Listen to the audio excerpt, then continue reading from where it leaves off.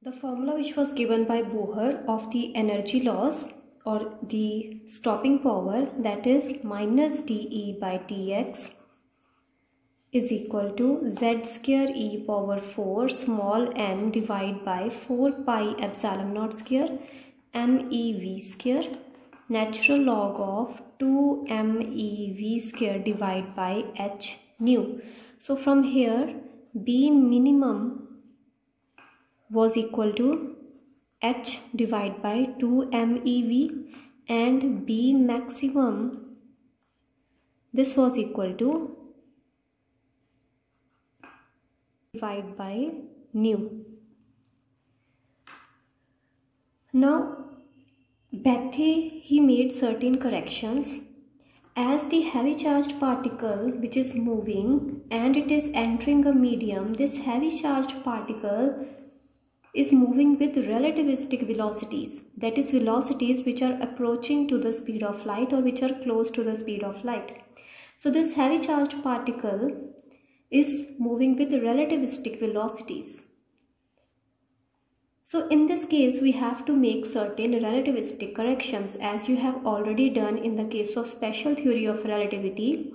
There we make certain changes, and in this case also, as the heavy charged particle is moving with a very high velocity, so here also we have to take into account the relativistic theory. Now the heavy charged particle is a charged particle, so it has a certain charge which is equal to plus Ze. Now the Bohr formula which was derived, this formula was derived considering that the electric field in all the direction is uniform. Uniform means that it is symmetrical. It is not uniform, but it is symmetrical in all the directions. So whatever will be the electric field over here due to this heavy charged particle, it will be same. The electric field will be same at in all the directions at same distance from the heavy charged particle. So this is what we mean by symmetrical. The electric field is symmetrical for the case of heavy charged particle, which was considered by Bohr. But in actual practice, as you might have done in electricity magnetism, where you actually find out what is the electric field when the charge is moving. When the charge is moving, the electric field in the perpendicular direction increases by gamma. Now what is gamma? Gamma is a factor that you more commonly use in special theory of relativity, and this gamma factor is equal to 1 divided by under root of 1 minus v square by c square, where v is the velocity with which the heavy charged particle or any charged particle or any particle is moving. So that is the velocity, but here we are considering a charged particle which is moving with a certain velocity v, and these heavy charged particles, they move with velocities which are very close to the speed of light. So in this case we cannot consider that the electric field is symmetrical in all the directions. As you might have derived in electricity magnetism, that when a charged particle is moving with the velocity v, then electric field in the perpendicular direction increases by gamma factor. So if you will evaluate this factor, so let's say you put v is equal to 0.5 c. So if you put v is equal to 0.5 c, you will see that gamma will be greater than 1. So whatever value of v you will put over here, provided v is always less than velocity of light. So this is the postulate of special theory of relativity, that velocity of any particle cannot be greater than or equal to the velocity of light. So this velocity v, it will always be less than c. It can approach to the speed of light, but it cannot be exactly equal to the speed of light. So v will always be less than c. So any value, if you will put over here any value of v, so you can put 0.9c, 0.99c, so whatever value you will put, you will see that this gamma is always greater than 1. So this gamma factor, it will come out to be greater than 1. And in the case of light, velocity v will be equal to c, so in that case gamma will be equal to just 1. So value of gamma is always greater than 1 if we are talking about any particle. So this heavy charged particle, this is a charged particle, and if it is moving with velocity v, the electric field in the perpendicular direction increases by the factor of gamma. In the perpendicular direction it increases by a factor of gamma, and when this heavy charged particle is entering the medium with impact parameter b, so in this case the electric field in the perpendicular direction increases by gamma, means the impact of the force which the heavy charged particle will have on the electron will increase by gamma factor. So electric field is increasing by a gamma factor, and therefore the impact of the force will also increase by gamma factor, means the time of collision, or you can say the time of impulse, will decrease. So if the impact of force increases, the time of impulse decreases, and if the impact of force decreases, the time of impulse increases. So in this case the impact of the force increases by gamma if we are making the relativistic correction. So here we are just making the relativistic corrections to B minimum and B maximum. So in this case the impact of the force will increase by gamma factor. So gamma is always greater than 1. So the impact of force will be increased by gamma factor, means the time of collision or the time of impulse will decrease. So as we had taken the value of B maximum, this was equal to V divided by nu, and we have also seen that the time of collision, that is equal to B divided by V. So time of collision is equal to B divided by V. So the time of collision will decrease by gamma factor. If the impact of force increases due to relativistic corrections, impact of force must increase, then the time of collision must decrease. So the time of collision, the corrected value of the time of collision will be B divided by V and divide by gamma, because gamma is greater than 1. So the time of collision should decrease, therefore we have divided it by gamma factor. So the time of impulse will decrease.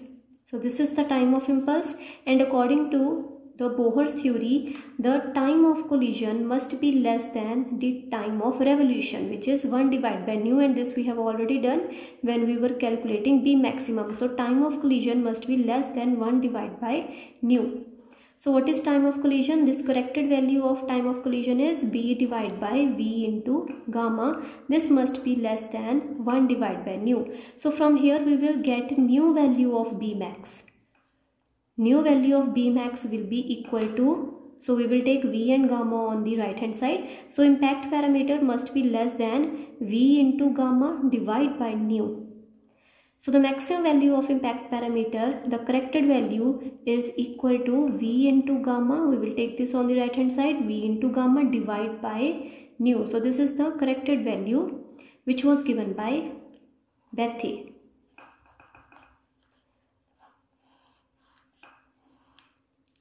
Now we are going to find the correction in B minimum. So in the case of B minimum, we had found delta P maximum. So delta P maximum was equal to 2 MeV, which we calculated. Now according to relativistic theory, when any particle of mass m is moving with a certain velocity, its mass increases by a factor of gamma. So this you have also done in special theory of relativity. So its mass increases. So the actual mass is nothing but m into gamma. So what is gamma? It is m divided by, so gamma is 1 divided by 1 minus v square by c square. So this will be the mass which we have to take in when the particle is moving with velocity close to the speed of light. So if the particle, heavy charged particle, is moving with a very less velocity, in that case the Bohr formula of stopping power is sufficient, But in actual practice, the heavy charged particle is not moving with very less velocity. It is actually moving with velocities which are close to the speed of light. So therefore, this correction of relativistic theory was important, and it was given by Bethe. So mass of the mass of the electron will increase by a factor of gamma, because when we were calculating B minimum, what we assumed the heavy charged particle to be at rest and electron was moving towards the heavy charged particle. So electron's mass is me. So when we are considering this head-on collision, so we have to take into account that in relativistic region, the mass increases by a factor of gamma. So mass must increase by a factor of gamma. So this is the mass that we have to take of the electron. So what is the delta P max in this case? The new value of delta P max will be equal to 2 into me, mass of the electron. So mass of the electron, corrected value will be equal to this one, me divided by under root of 1 minus v square by c square into v, or you can say 2me into gamma. So this factor 1 divided by under root, this factor will be equal to gamma into v. So from here delta P max you will calculate B minimum. So B minimum is equal to H divided by B maximum. B minimum is equal to H divided by delta P maximum. So delta P maximum, new value which we have calculated using the relativistic corrections, is equal to 2meV into gamma. So what will be B minimum? B minimum will come out to be equal to H divided by 2meV into gamma. So this is the corrected value of B minimum. Now we will insert these two values of B maximum and B minimum in the general formula of energy loss, which was equal to minus dE by dx is equal to z square e power 4 n divided by 4 pi epsilon naught square mev square natural log of B max over B minimum. So this was the general formula which was derived. So from here we will insert the values of B max and B minimum, and the energy loss expression will be equal to z square e power 4 n divided by 4 pi epsilon naught square mev square into natural log of what is B maximum. It is equal to V into gamma divided by nu, and what is B minimum? We have divide by B minimum, so it will be equal to H divided by 2meV into gamma. So this energy loss expression will be equal to z square e power 4 n divided by 4 pi epsilon naught square meV square into natural log of 2meV square gamma square divided by h nu. Formula that we just got is equal to minus dE by dx is equal to z square e power 4 into small n divided by 4 pi epsilon naught square me into v square into natural log of, so what we had 2meV square gamma square, so 2meV square gamma square divided by h nu. So this is equal to z square e power 4 n divided by 4 pi epsilon naught square meV square. Now we will insert the expression of gamma square. Now gamma is equal to 1 divided by under root of 1 minus v square by c square. So gamma square will be equal to 1 divided by just 1 minus v square by c square. So we will put this expression.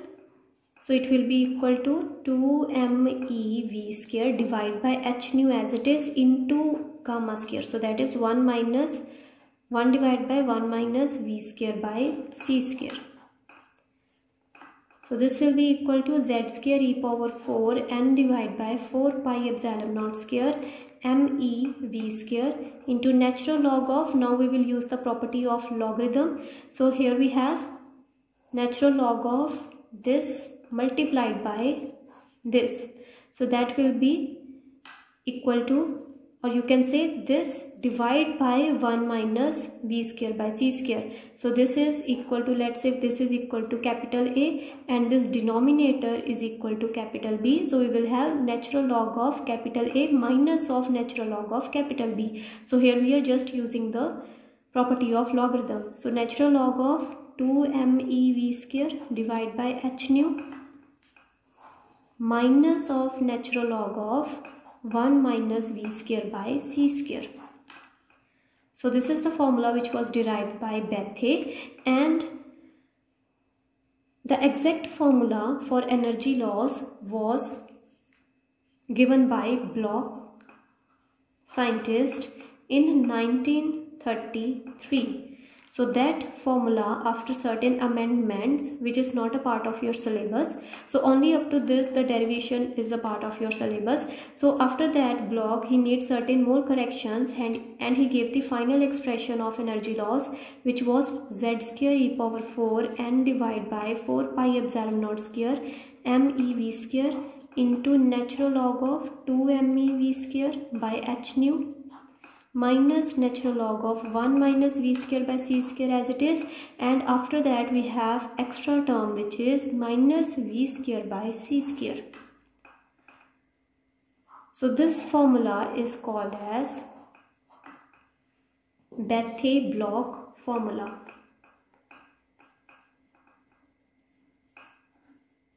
Of energy loss. And over here you can do one more change. So over here we have small n. Now what is small n? It is the number of electrons which are present per unit volume in the medium. So number of electrons present in a unit volume. So if you suppose that there are n atoms present in unit volume. So if you suppose n atoms are present in unit volume of the medium, and what is the proton number in every atom. So if you suppose Z prime is the proton number of every atom, then number of electrons in unit volume. So we are just supposing that n are the atoms present in unit volume of the medium. So capital N is the atoms in unit volume, and Z prime is the proton number, or you can say Z prime is nothing but the number of electrons in every atom. So proton number is equal to the number of electrons. So if Z prime is the proton number of every atom in the medium, then Z prime will be the same. It will be the number of electrons which are present in every atom. So n are the number of atoms in unit volume. So when you will multiply capital N with Z prime, so Z prime is the number of electrons in each atom, and n are the number of atoms in unit volume. So n into Z prime will give us the total number of electrons in unit volume. So n is the number of atoms in unit volume, and Z prime is the number of electrons in each atom. So n into Z prime will give us number of electrons in unit volume of the medium. So in place of small n, you can also write as n into Z prime. But keep in mind that capital Z, capital Z is the proton number in the heavy charged particle. Capital Z is the proton number in the heavy charged particle, whereas capital Z prime, this is the proton number of the atoms of the medium, of the absorbing medium in which the heavy charged particle is entering.